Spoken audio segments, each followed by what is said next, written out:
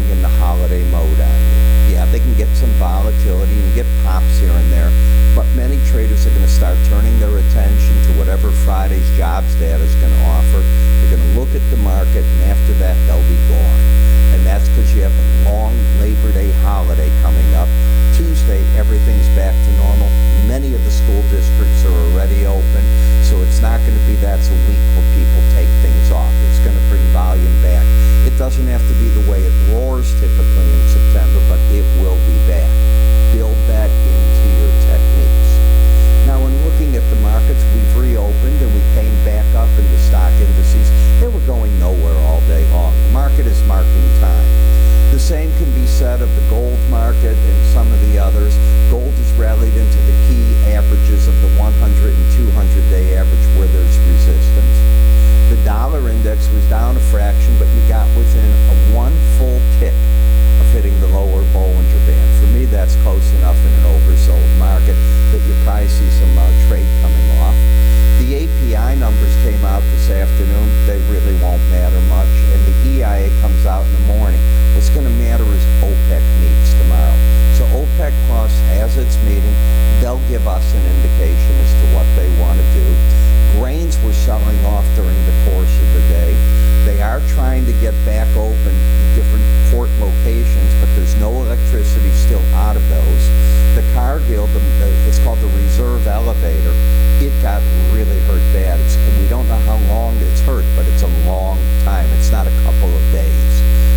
So we have to wait and see what that's going to do. There's rerouting then of grains going to different ports away from that area. We'll see what that does. Bonds and notes just marking time for the jobs data. So I've given you where you're at there. In terms of the market up, out of all the days of the year, I think we've made new highs in the S&P like 54 times already this year. So the market just keeps moving to the upside. When we take a look at the chart action, you can see it made the highest high today and then slipped back by the close. Not a surprise to me here. You have higher lows, higher highs. As long as the market now doesn't take out the high of today, which was 45.42 and a quarter on breaks, I'm going to look for the pros to start stepping in and buying. There's a couple of reasons for that. For the first time, if you follow me, with the 18-day average of closes, it's over this break low of 44.62 and a quarter. You can see where you're at now. Second thing, if you look at it, if you look at the Bollinger Bands, you've been fighting at that. The market could pull back finally from that for a day or so in front of that jobs data. Wouldn't be a surprise, and it has the embedded reading. So until the red line closes under 79, I think breaks in the market are going to be bought by the pros, and they'll come out if they get that reading under a 79, plain and simple. When I look at the NASDAQ, it's the same thing. I don't think they'll buy the market if you make a new high. So if the market were to go up tonight or tomorrow over 15,677, I don't think they're buying it. But you give the market a good break into this area through here, I think they will buy that market. I think they'll get out if the market closes underneath the 79 reading here. The reading right now is 91, so you've got a very high reading. And while this number, the 18-day average, isn't over yet, that 15,255, this still rules the day. The Dow's the S&P is the prettier chart. The Dow is overbought. You have a market that is overbought in an uptrend, had an outside day to the downside. You get an idea that the market's going to pick up momentum, and this is the difference. If the highs of today are taken out, I think the pros will buy that market, looking to get up, even though the market's overbought, even though they'll think that, looking to get up to the upper Bollinger Band, and if they get up there, I think their stop will be under today's low. A little complicated, but that's what I'm thinking. The Russell's also overbought, but not an outside day. So the market's been moving to the upside, got right up to that upper Bollinger Band, backing off a little bit. But what, again, did I say? You haven't been over this 18-day average for a long time. You've not only gotten over it, you've managed to stay above it, and now you're pulling. And this is very, very important. You're pulling the 18-day average to try to get over the 100. Let's assume that happens. You then have the short-term average over the 100. The 100 would be over the 200. All systems go as a moving average theory would go. In the bond market, you now have a pattern of lower highs, lower lows, and you're stuck at the 18-day average. The market's got a downtrend, and if it can stay under 164.17, the trend is down. It also had an outside day today. I'll come right here to the downside. So I think the pros are selling the market. They don't want it to get over today's high, which was 165.12.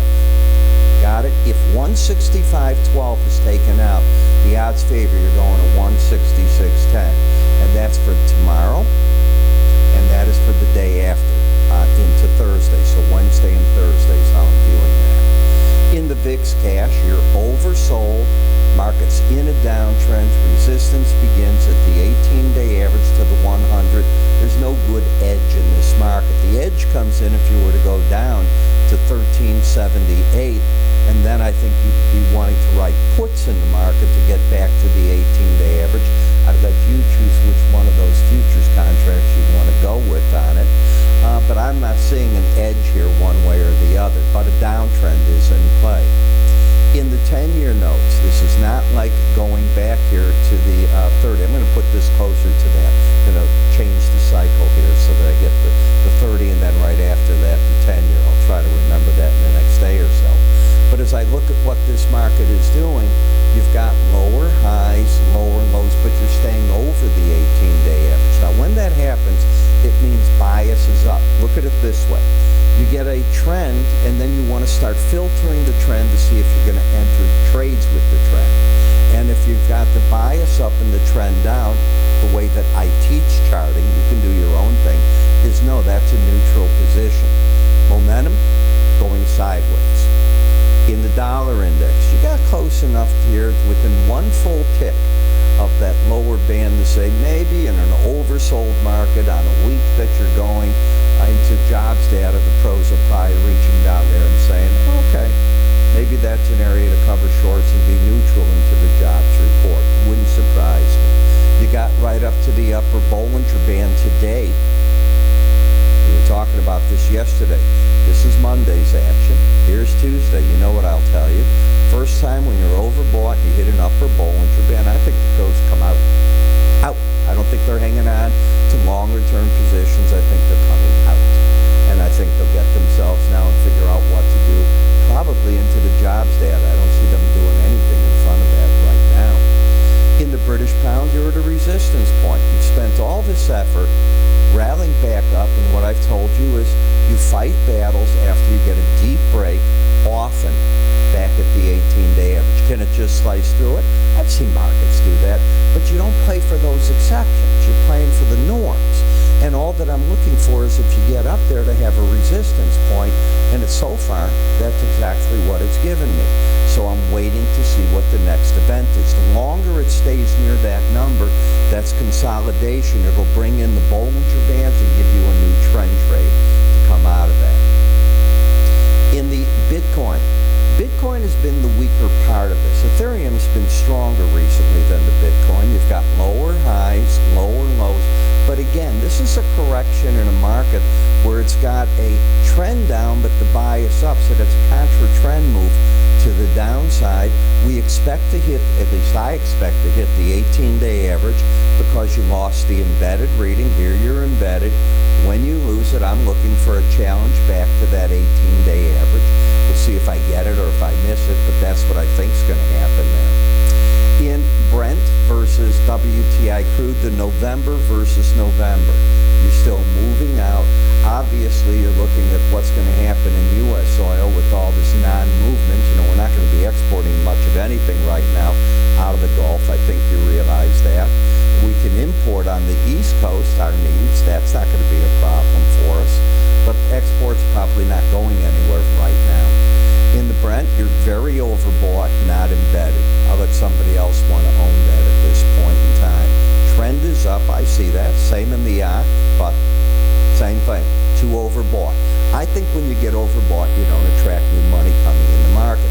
That does not mean the market can't go higher. It's just what I think there's certain parameters the traders put on how they're going to trade, and you have a checklist of things. Whether you realize you're doing that and writing your algo, I can't tell you. But if I were writing an algo, I'd have all these items in there, and that'd be a checklist. Same thing on the heating oil. I'm bullish as can be, but it's too overbought for me. So I look at it and go, okay, I'm in the bull camp, but I'll wait for the right situation. And nat gas is the same way. Nat gas comes up here, the resistance is the upper Bollinger Band, you're fighting there. The pattern, I'll wait on to get something better for myself. Now, one of the things you might want to do is work with the broker as you trade. I know you're going to go, oh, I can do it myself. Let me tell you, in owning brokerage firms for the past 40 years, well, 30, very comfortably, 40 possibly. I'd have to go back and look when I opened my first in 84, so that'd be 21 and 16, 37 years. So I've been around this a long time. And I can tell you that, no, most people aren't equipped to just put in their own money. Some people have to have professional money management. You know that. People will go in the stock market and have money managers handle this for them because they're going to want to trade and they shouldn't. And other people, like in the futures, which is built for trading. Futures have 90% leverage. It's a whole different game. Maybe you need to bounce your idea off somebody that's been around the horn a bit. My brokers have 20 years or more experience, each one of them. They'll give you the straight news, what they see. They're not going to want to manage your money. We don't manage money. You manage your money. They're your broker assistant. So if you're looking for somebody like that can work out numbers that make sense for your account, they're your eyes and ears. If something happens, you want a phone call, you want the special reports we put out. Not just mine, our whole firm. How do you get it? Just go to our website, look it up, or give us a call. We'll talk to you. We'll tell you how to fill out the account forms. We work for you. You don't work for us. Remember that. I'm Ira Epstein. You have a good day.